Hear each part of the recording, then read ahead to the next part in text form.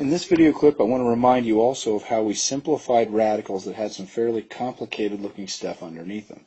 And this was really hard to explain from scratch. It's one of those things that once you see the pattern, this becomes extremely easy. But until then, it's kind of a hard conceptual hurdle to get over.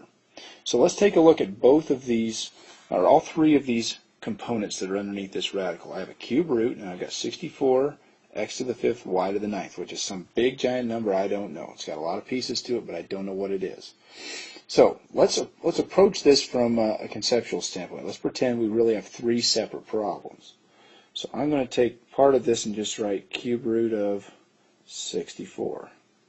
And I'm going to take another part of it and I'm going to write cube root of x to the 5th. And then I'm going to take another part and write cube root of y to the 9th. Now let's treat each one of these separately. Okay, the cube root of 64, does that happen to be a nice number? Yeah, that happens to be a nice little number of 4. It's not always that way, but in this case it is. Okay. Now, let's take a look over here at the green one. This is another nice number. Now, I know it's a variable, but whatever number we put in for y, this would still work out well. This is saying what value to the 3rd power equals y to the 9th.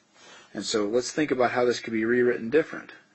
Would we be true in saying y to the 3rd power all cubed would equal y to the 9th? Okay. And the answer is yes, that's true. That's something we could write.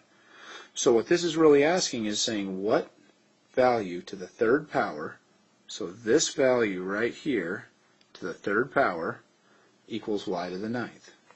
Now the shortcut to this is just to say how many times does 3 go into 9, and is there a remainder? And in this case there isn't. 3 goes in 3 times. The answer to this is y to the 3rd. Okay, it's that number right there.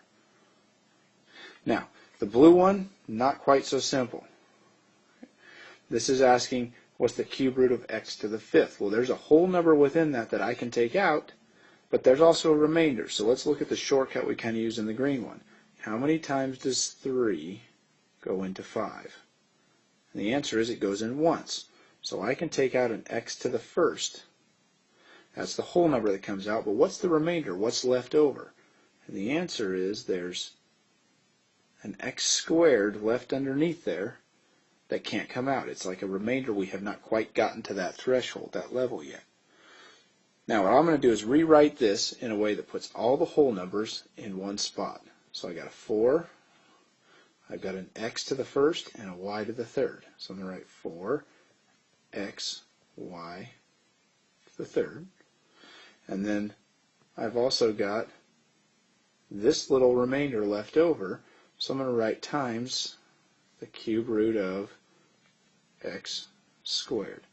That expression means the same thing as this one right up here, but I'm able to show all of the whole numbers, all the nice values that are hidden within that big expression we had to start with.